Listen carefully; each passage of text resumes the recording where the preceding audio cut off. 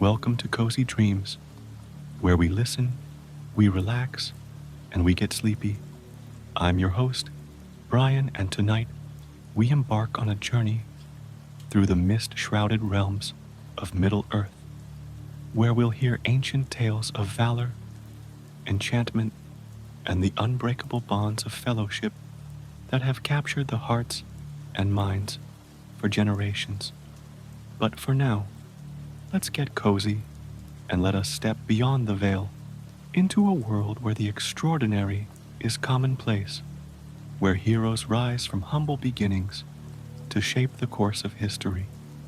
It is with immense pleasure and a deep sense of gratitude that I present to you this remarkable collection of tales from the farthest corners of Middle-earth. As a wandering minstrel who has spent countless years traversing the roads and byways of this enchanted land, I have had the rare privilege of gathering stories from the rich cultures that make up our world. Here, you will find tales that have been passed down from generation to generation, each one a glittering jewel of wisdom and imagination. As a traveler who has broken bread with elves and dwarves, hobbits and men, I have come to understand the power of stories to unite us, to remind us of our shared humanity, and to light the way even in the darkest of times. Whether you are a wise wizard or a simple farmer, a mighty warrior or a gentle healer, these tales hold a mirror up to our own lives, reflecting back to us the courage, compassion, and resilience that lies within us all. In the golden wood of Lothlorien, there dwelt a band of elf warriors known as the Galadriel. Their leader was the valiant Phelan, whose bravery and wisdom were unmatched in all the realm. No other warriors, it was said, in Middle-earth could stand against them. One day, as they returned from a quest to aid the Lord of the Galadriel in the defense of the northern borders, their ship was forced to pass over the ruined hill, the enchanted waterfall. But as they approached, the waters suddenly stilled, as if by some unseen hand.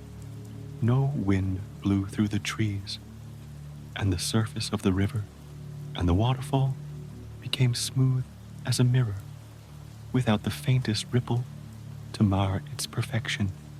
The sun's golden rays danced upon the water's surface. As the elves leaned over the railing of their ship, they could see the silver fish beneath the wave.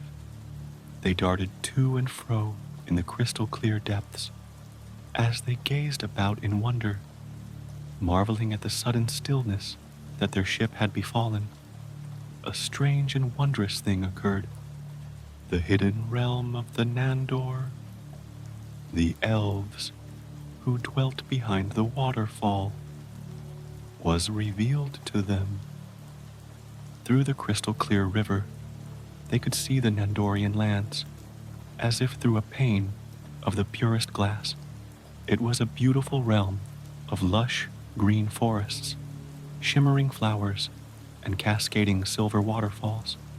The rocks gleamed like gold, and the sand sparkled like mithril. In the eerie silence, the Galadrim gazed in awe, captivated by the enchanting vision, yet uncertain of its meaning.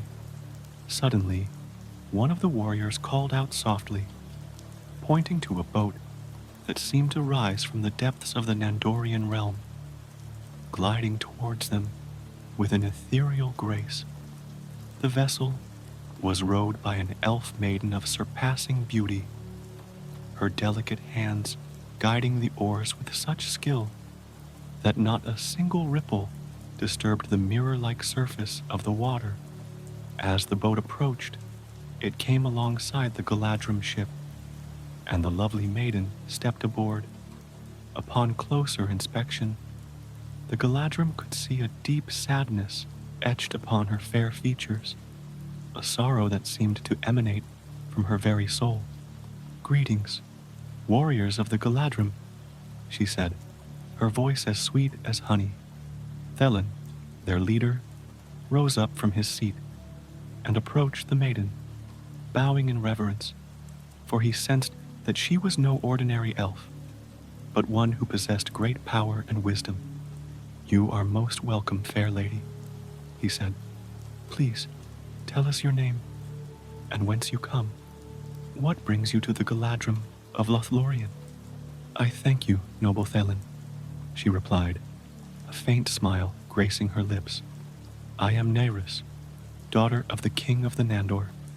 I have searched for you and your valiant warriors for many, many moons. I come to seek your aid, for I am in desperate need of it," Nerys said, her voice trembling slightly. "I am pursued by a terrible foe." At once, Thelin's hand flew to the hilt of his sword, his eyes scanning the surrounding forest for any sign of danger. "Fear not, princess," he said, his voice filled with determination, "for you are among the greatest warriors of Middle-earth. Tell us, who dares to pursue you?" "It is Durog, the dark sorcerer who hunts me," Nerys replied, her eyes wide with fear. "He is a powerful and malevolent being who seeks to claim my father's hidden realm for his own. Unable to conquer it by force, he now intends to make me his bride, believing that through our union he will gain control of the Nandorian lands." She paused, her voice heavy with sorrow. "My father grows old, and with no male heir to succeed him, his resolve has weakened. He believes that the Durog is as worthy as any suitor, and he insists that I must wed him. But I have defied both my father and the dark sorcerer, for my heart cannot abide such a union." Nerys looked imploringly at Phelan, his eyes shining with desperate hope. "Great is your renown, Phelan. I have sworn an oath that none but you shall escort me back to my palace and rid it of Durog's foul presence." Just then, Ainur, the grandson of Phelan, and a valiant warrior, renowned for his handsome features, stepped forward. "Princess Nerys, even if Phelan were not here, my fellow Galadriel and I would defend you against this dark sorcerer. He shall not lay a hand upon you." But as he spoke these words, sinister shadow suddenly fell across their ship, plunging the entire riverscape into an unnatural darkness, as if night had descended in an instant. The Galadriel looked to the sky, searching for the source of this unexpected gloom, for they had seen no sign of storm clouds. Indeed, the shadow was not cast by any cloud, but by a mighty warrior astride a great silver-gray stallion with a flowing mane and tail, white as the purest snow. A steed galloped across the heavens, its hooves churning the air, its nostrils flaring with each powerful breath. Upon the warrior's head sat a gleaming mithril helmet, and on his left arm he bore a large shield of polished silver. In his right hand he wielded a formidable sword, its blade flashing like lightning with each movement, swifter than the raging torrents of the misty mountains. The mighty steed descended towards the Galadriel ship. The once tranquil waters of the Ruindil churned and swelled beneath the stallion's thundering hooves, as if stirred by the fury of an unstoppable tempest. The great ship, along with Nerys' small boat, was tossed about like leaves in a gale, driven towards the shore by the relentless waves. And despite their considerable skill, the elf and mariners could do nothing to prevent their vessel from running aground upon a sandy beach. With a swift command from Phelan, the elves leaped ashore, their shields and swords at the ready, as they prepared to face this formidable adversary. The enormous steed landed upon the beach in a spray of sand, its rider dismounting in one fluid motion. The warrior strode purposefully towards the assembled Galadrim, his eyes fixed upon their battle lines. "Is this the dark sorcerer, Durak, of whom you spoke, Princess Nyris?" Phelan asked, his voice steady and strong. "Yes, it is none other than he," Nyris confirmed, her own voice trembling with fear. "Please, you must protect me, for his power is immense." Ainur, the young champion, moved by the elf maiden's desperate plea, stepped forward, his shield and sword poised for battle. Yet Durak remained unmoved, dismissing the youthful warrior as nothing more than an impetuous child. Enraged by this insult, Ainur drew his bow and let loose an arrow, aiming for the sorcerer's mighty steed. The arrow found its mark, piercing the stallion's heart, and the great beast fell to the ground. Incensed by the loss of his prized mount, Durak finally stirred to anger. He beat his sword against his silver shield, the sound ringing out across the beach like a thunderclap. And in a voice filled with contempt, he challenged the Galadriel, boasting that he could defeat 50 of their warriors single-handedly. If they did not accept his challenge, he declared, they were nothing more than mewling babes, unfit for battle, and better suited to suckling at their mother's breasts. And so, a fierce battle erupted upon that sandy shore, the likes of which the Golden Wood had never seen. Durak fought with immense strength and savage ferocity, his sword a blur of motion as he cut through the ranks of the Galadriel. In the midst of the chaos, Durak found himself face to face with Ainur. The two champions clashed, sword against shield, in a display of unparalleled martial prowess. Never before had the elves of Lothlorien witnessed such a ferocious duel, the very air seeming to crackle with the intensity of their conflict. With each blow, their blades sang a deadly song, a melody of steel and blood. But soon, Durak, his strength beginning to wane, let his guard down for but a moment, his sword point dipping low.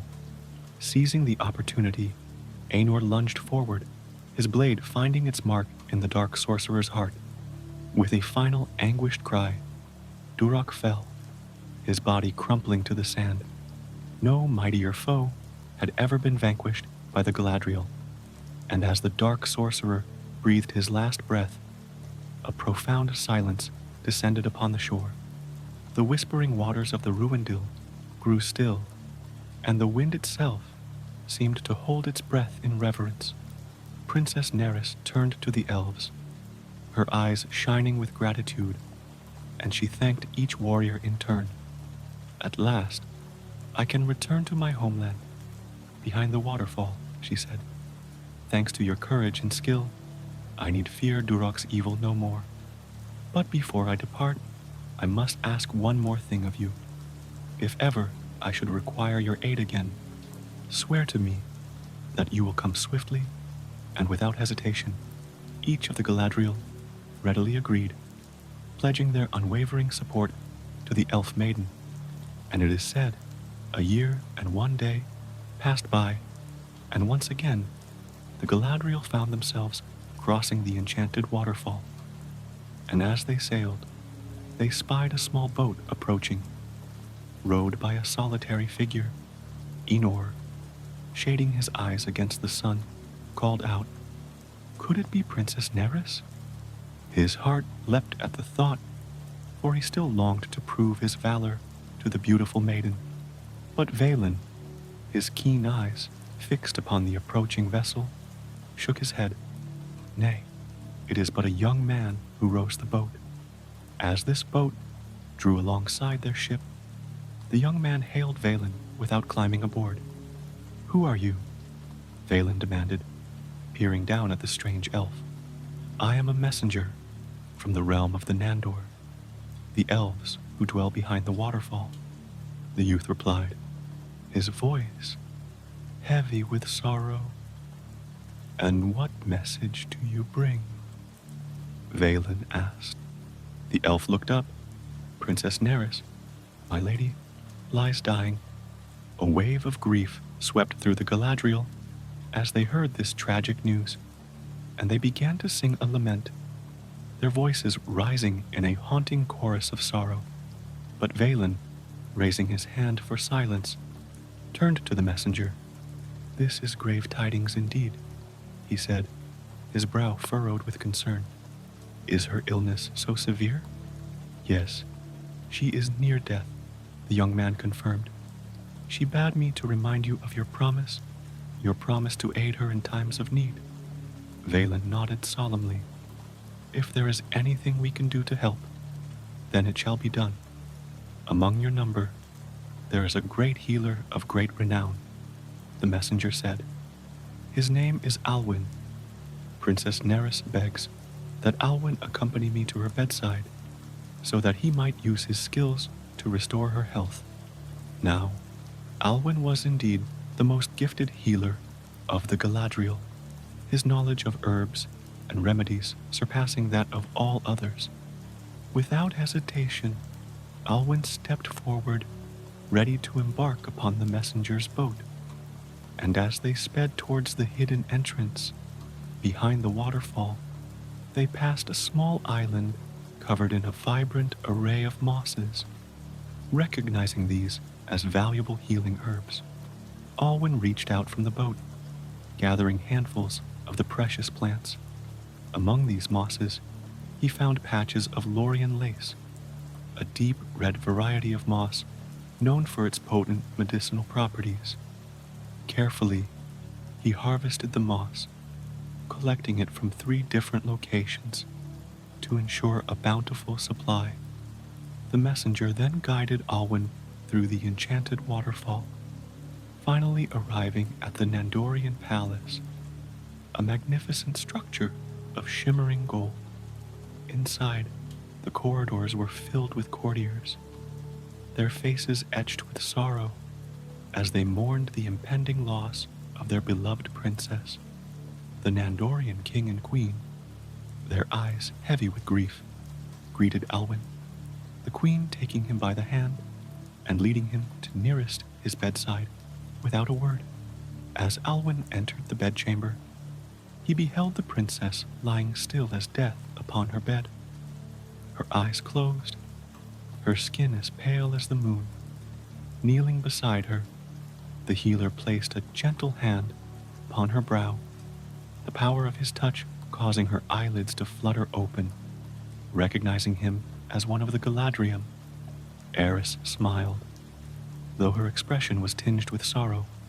"Alwyn, of the Galadriel, your presence brings me joy in this dark hour," she whispered, her voice weak and strained. "Your healing touch lends me strength, but alas, it is not enough to cure the illness that ravages my body. I fear my time in this world grows short."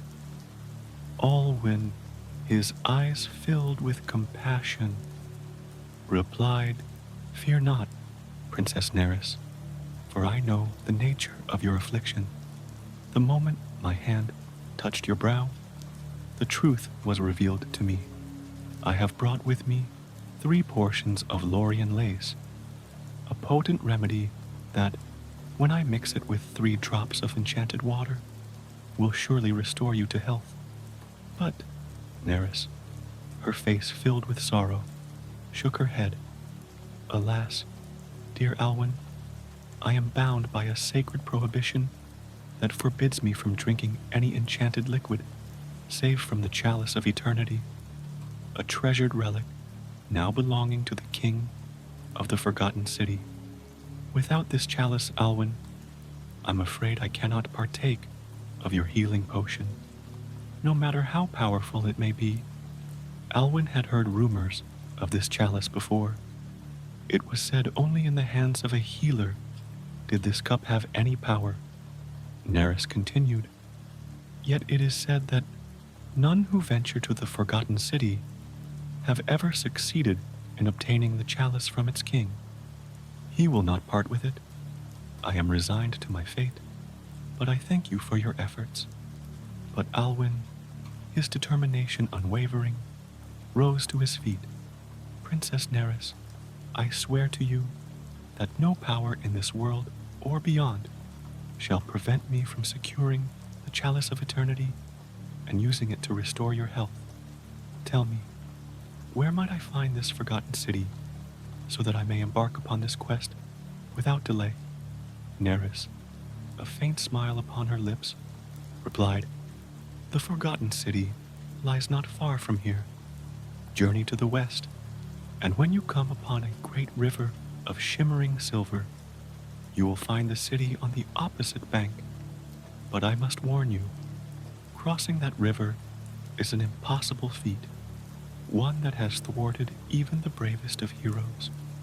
Undeterred by her warning, Alwyn set about preparing a series of enchantments that would sustain Neris's life upon his return.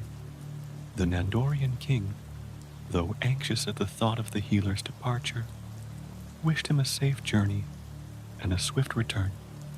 And so it is said, Alwyn set forth, traveling westward through the lush forest and rolling hills of the Nandorian realm. After many days, he came at last to the great silver river of which Neris had spoken, its waters shimmering like molten mithril in the sunlight. The healer searched far and wide along the riverbank, hoping to find a ford or bridge by which he might cross. But there was none to be found. Despair began to creep into Alwyn's heart. As he sat upon a nearby rock, cradling his head in his hands, "Princess Neris spoke true," he murmured. "There is no way to cross this accursed river." Suddenly, a melodic voice broke the silence. "Alwyn, of the Galadriel, you find yourself in quite a predicament, don't you?" Startled, the healer looked up to see a tiny figure clad entirely in brown, a mischievous smile playing about his lips. Strangely, Alwyn felt no surprise that this mysterious being knew his name. "Indeed, you speak the truth," Alwyn replied, his voice heavy with concern. "And what would you offer in return if someone were to aid you in your quest?" the little man asked, his eyes twinkling with mirth. "I would give anything that was asked of me," Alwyn declared, his resolve unwavering, "if only it meant that I could save Princess Neris from the clutches of death." The small brown-clad figure considered this for a moment before replying, "All I ask is for your goodwill, Alwyn of the Galadriel." Surprised by the simplicity of the request, Alwyn nodded. "You shall have it, and gladly."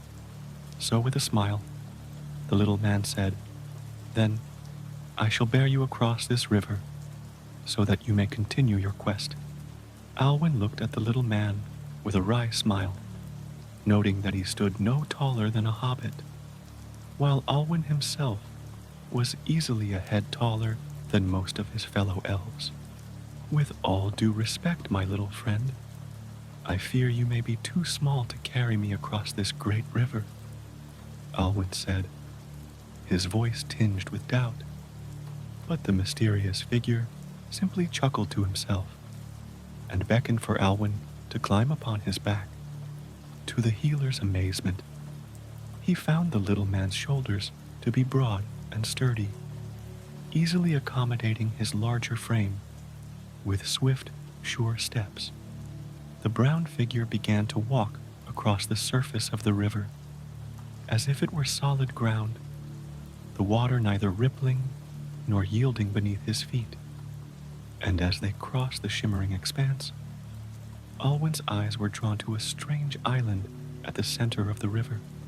A dark, swirling mist seemed to enshroud its heart, obscuring its secrets from prying eyes. "Pray tell, what is the name of that enigmatic isle?" Alwyn inquired, his curiosity piqued. "That is the Enchanted Isle, a place where the very waters possess the power to heal even the gravest of wounds. His little companion replied, but none may land upon it without courting death.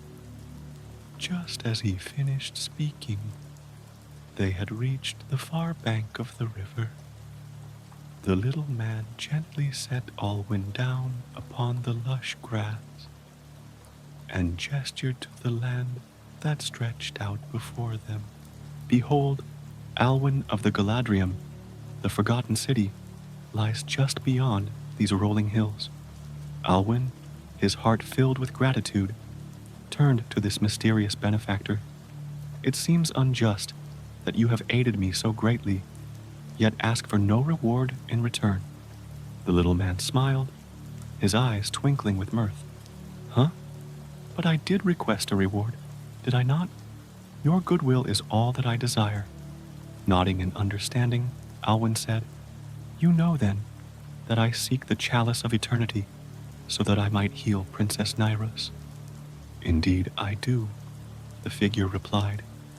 May fortune smile upon your quest, and may you find what you seek within the halls of the forgotten king. And with those words, the little man turned, began to walk back across the river, his form shimmering and fading like a mirage, until he had vanished entirely from sight. Alwyn pressed onward, marveling at the strange land in which he found himself. Though no sun shone overhead, an ethereal light suffused the air, casting a world in an otherworldly glow. Finally, after what seemed like an eternity, he came to the gates of a magnificent city, its soaring spires and glittering rooftops crafted from purest silver and crystal. But as Alwyn approached the gates, he found them firmly shut, unyielding even to his prodigious strength. I am Alwyn of the Galadriel, he cried out, his voice ringing through the stillness. In the name of Princess Nyros, I demand entry into this city. A voice, cold and imperious, echoed from beyond the gates. Entry is forbidden to all who come unannounced. And who are you to deny me passage? Alwyn demanded, his hands strained to the hilt of his sword. I am the guardian of the forgotten city, the voice replied, sworn to protect its secrets for those who seek to claim them. Alwyn's eyes narrowed, his resolve hardening like tempered steel. Alwyn, then come forth and face me, guardian. I shall fight you for the right to enter this city and obtain the chalice of eternity. With a great groaning of metal, it swung open, revealing a towering figure clad in blood-red armor. In its hands, the guardian wielded a mighty sword, its blade gleaming with an evil light.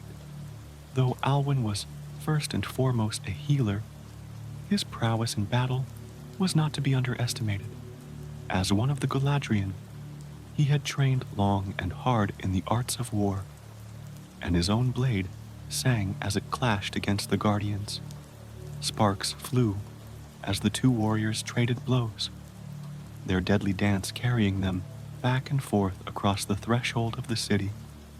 But in the end, Alwyn's righteous fury and unwavering resolve proved too much for the Guardian. With a final, desperate thrust, the healer's sword found its mark, piercing the crimson armor and sending the Guardian tumbling to the ground. But no sooner had the Guardian fallen than a new figure emerged from within the city, a tall, regal elf with a crown upon his brow. Alwyn knew at once that this must be the Forgotten King himself.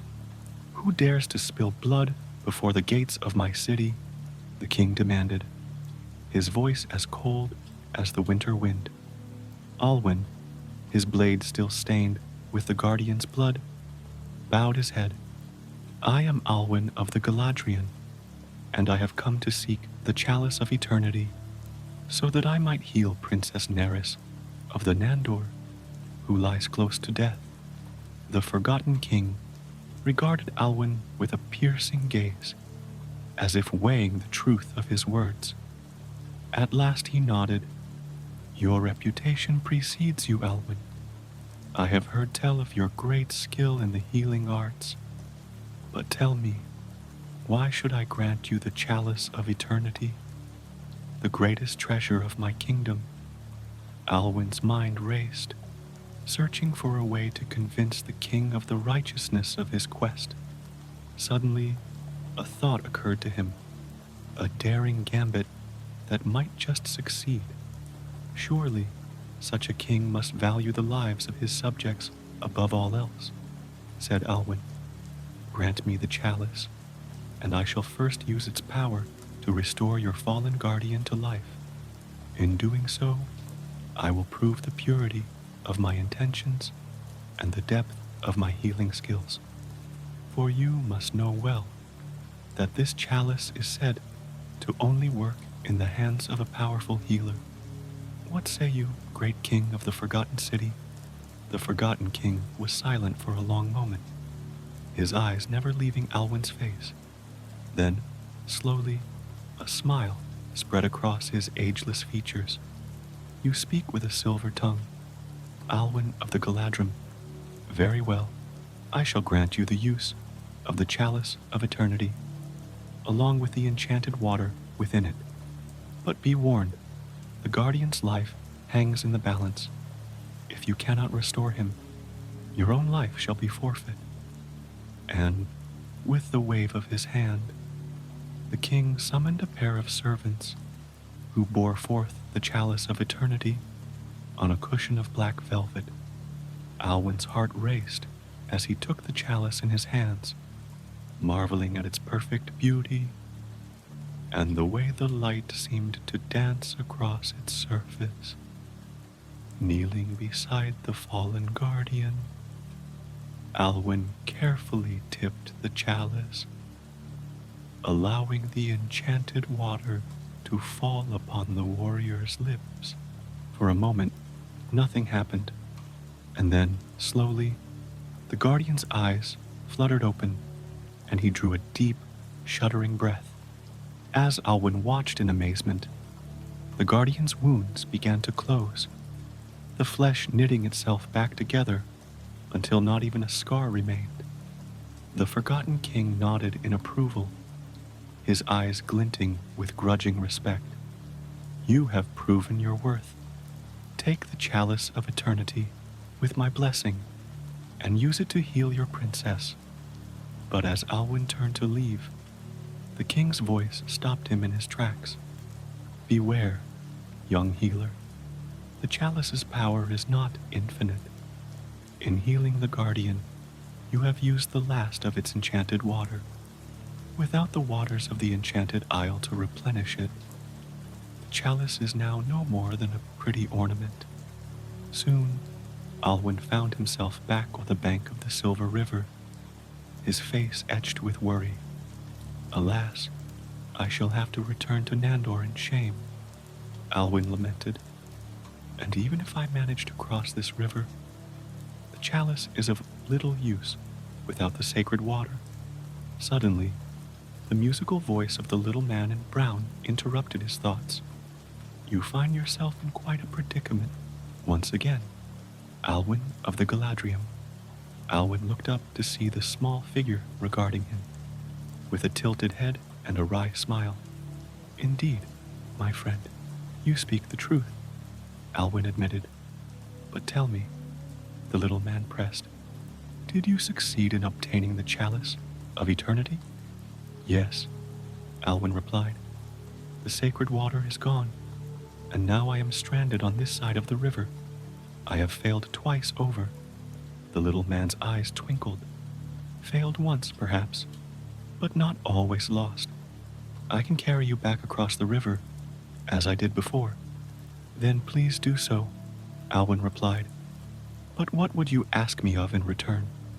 As before, I require only your goodwill. With that, the little man hoisted Alwyn onto his broad back and began to walk across the Silver River. However, As they approached the mist-shrouded enchanted isle in the center, the mysterious figure turned towards it, rather than continuing to the far side of the bank. Alarmed, Alwyn cried out, "Where are you taking the little man?" replied, with a question of his own. "You wish to heal the princess, do you not?" "With all my heart," Alwyn affirmed.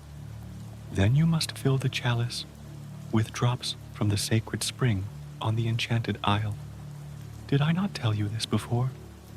Alwyn frowned, trying to recall the little man's earlier words, but his companion continued, "You must fill the chalice and the sacred spring. That is why I am carrying you there. But heed this warning. You must not dismount from my back or set foot on the island shore, lest you be trapped there for all eternity. Have no fear. I shall kneel beside the spring, and you may lean out to fill the chalice without ever touching the ground." Alwyn's heart soared with joy and relief upon hearing the little man's plan. Thanks to his mysterious companion's aid, he would be able to complete his quest and save Princess Neris from the brink of. And so, just as the little man had promised, Alwyn was able to fill the chalice of eternity with the sacred water from the island's spring. And once the deed was done, the little man carried him safely back to the Nandorian lands, setting him down on the lush grass of the far bank. "I sense your heart is light once more, Alwyn of the Galadriel," the little man observed with a smile. "Indeed it is, my friend," Alwyn agreed, "and it is all thanks to you." When the little man's expression grew serious, "Then let me offer you one more piece of advice to ensure your happiness remains undiminished," Alwyn, surprised, asked, "Advice? After all you have done for me?" Throughout the Nandorian palace, joy and celebration erupted. The once somber halls now echoed with music and laughter, as entertainers filled the air with their merry tunes. Sorrow was banished, and happiness reigned supreme as the people of the Nandorian realm rejoiced in the recovery of their beloved princess, the King of Nandor. His eyes, shining with gratitude, approached Alwyn and spoke, "Name your reward, Alwyn of the Galadriel, for what you have done is a great service to my kingdom and my family. Whatever you desire, if it is within my power to grant it, it shall be yours. Gold, jewels, land, titles, all of these and more are yours for the asking. You may even wed my daughter, Princess Neris, and become heir to my throne." Alwyn, his heart heavy with the knowledge of what he must do, shook his head sadly. "Your Majesty, if I were to marry Princess Neris, I would be forced to remain here in your wondrous realm. But my heart yearns for my homeland, for the golden woods of Lothlorien, and the companionship of my fellow Galadriel." The king nodded, understanding in his eyes. "It is true, Alwyn, but know that here, in the Nandorian realm, you will be greatly honored, and would spend your days in happiness and contentment." But Alwyn, his resolve unwavering, shook his head once more. "I have but one request, Your Majesty." "Speak it then," the king replied, "for I have promised to grant you whatever you desire." "All I ask," Alwyn said, his voice steady and clear, "is for a boat to carry me back to my homeland. For while your realm is indeed wondrous, my heart belongs to my own people." The king nodded in acceptance. "If that is your wish, then it shall be granted." And so, the entire Nandorian court accompanied Alwyn to the shores of the great river, for a boat had been prepared for his journey, and as he made ready to depart, Princess Neris drew him aside, her eyes shining with unshed tears. "I shall never forget you, Alwyn," she whispered, in my darkest hour, you brought me relief and healing when I lay dying and restored my health. Know that even when you are back amongst your own people, I shall think of you every day with joy and gratitude in my heart. With a final gentle squeeze of her hand, Olwen stepped into the boat, and the boatman, the very same messenger who had first brought news of Neris's illness, began to row him away from the Nandorian realm. At last, they passed through the enchanted waterfall, and Olwen found himself once more back home. His fellow warriors, seeing his approach, gathered around him, their faces filled in wonder at the tales he had to tell. And with that, the Galadriel raised their voices in a song of triumph and thanksgiving. Their melodies carried on the wind as they set sail for the golden woods of Lothlorien. In their midst, Olwen stood tall and proud, his heart filled with the knowledge that he had used his gift to bring hope and healing to those in need, and that no matter where his path might lead him, he would always carry the love and friendship of the Nandorian people with him. Deep within the heart of the Blue Mountains, where the great dwarfen kingdoms of old lay hidden beneath the earth, there lived a young dwarf named Thorek and his father Barak. They were but humble miners, toiling day after day in the depths of the mountain, their backs bent under the weight of their labors. The air in the mine was thick with the dust of centuries, and the only light came from the flickering flames of their lanterns, casting eerie shadows on the rough-hewn walls. One fateful day, as Thorek wandered deep into the uncharted caverns, his pickaxe struck something that glittered like starlight in the darkness. It was a vein of mithril, the most precious of all metals, coveted by dwarves and elves alike for its strength and beauty.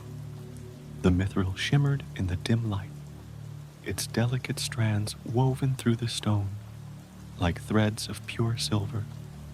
Thorek's heart raced as he beheld the magnitude of his discovery, knowing that it could change the fortunes of his family forever. And so, Thorek worked tirelessly to extract the mithril, keeping his discovery a secret from all but his father, Barak. Together, they used the precious metal to forge wondrous items, which they sold to other dwarven clans. Soon, their once struggling settlement began to prosper, and Thorek and Barak became renowned for their craftsmanship. The halls of their great mansion, carved deep into the living rock, gleamed with the light of 1,000 mithril wrought lanterns, and the air was filled with the sound of laughter and song. But there was another secret that Thorek had kept hidden, even from his father. For you see, within the heart of the mithril vein, he had found a gem of surpassing beauty, a stone that seemed to glow with an inner light. It was the Arkenstone, the legendary heart of the mountain, said to possess the power to unite all the dwarven clans under a single king. The gem was flawless, its facets cut so precisely that they seemed to capture and reflect every color of the rainbow. To look upon it was to gaze into the very soul of the earth itself. Thorek knew that he could not keep the Arkenstone hidden forever, but he feared the chaos that might ensue if its existence were to be revealed, and so he kept it locked away, hidden deep within a secret chamber in his father's hall, waiting for the day when he could journey to the great city of Erebor and present it to the king himself. The stone weighed heavily upon his mind, a burden that he could share with no one, not even those closest to him. And so, it is said, on one fateful day, As Thorek ventured into the secret chamber to check in on the Arkenstone, a great tremor shook the earth. The walls of the chamber began to crack and crumble around him. In the chaos, Thorek stumbled and accidentally dislodged the Arkenstone from its hiding place. The stone tumbled to the ground, its radiant light filling the collapsing chamber. Thorek frantically reached for the Arkenstone, but before he could retrieve it, the chamber's entrance collapsed, trapping him inside. His cries for help echoed through the halls, alerting the guards and servants to his plight. And as they worked to clear the rubble and rescue Thorek, the Arkenstone's brilliant glow caught their attention, revealing the secret that Thorek had so desperately tried to keep. And in the midst of this chaos, Thorek knew that he had to act fast.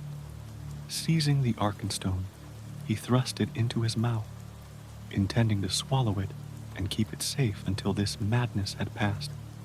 But as the stone slid down his throat, he felt a sudden, searing pain, as if his very blood had turned to fire. The gem burned like a coal in his belly, its power coursing through his veins like molten gold. Thorek fell to his knees, gasping for breath. As the pain spread through his body like a wildfire, he soon left, staggering to the underground lake at the heart of the mountain, drinking deeply of its cool, clear waters. But no matter how much he drank, the fire within him would not be quenched. The water seemed to turn to steam as it touched his lips, evaporating in the heat of his body.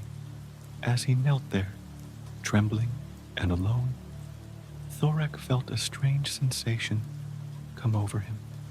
His skin began to harden and crack, and scales as bright as burnished gold began to sprout from his flesh.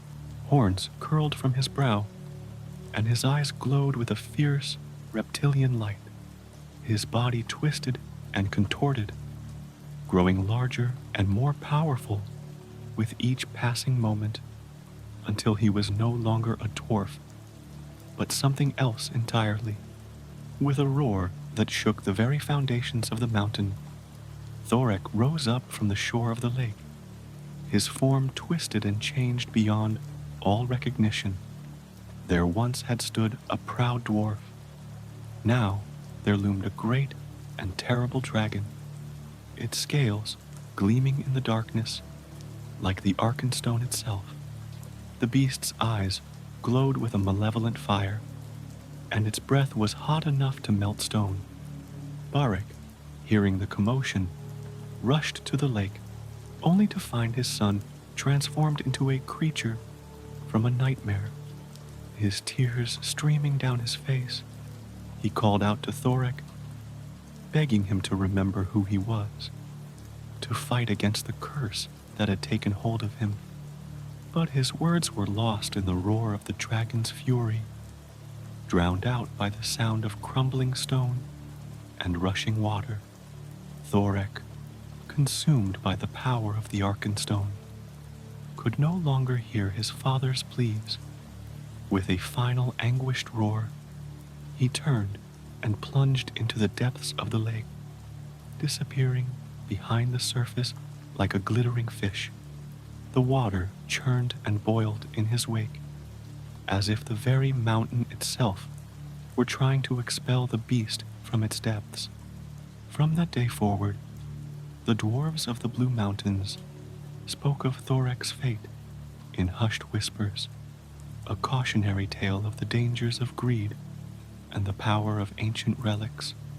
Some said that on certain nights, when the moon was dark and the wind howled through the caverns, you could still hear the dragon's roar echoing through the depths, a mournful cry of a son forever lost to his father's love. For the Arkenstone, it was said, was a thing of great and terrible beauty, a symbol of the very essence of the dwarven race. To possess it was to hold the fate of all the dwarves in one's hands. to wield a power that could unite or destroy entire kingdoms. And Thoric, in his pride and folly, had dared to claim that power for his own, only to be consumed by it. In the end, a victim of his own ambition.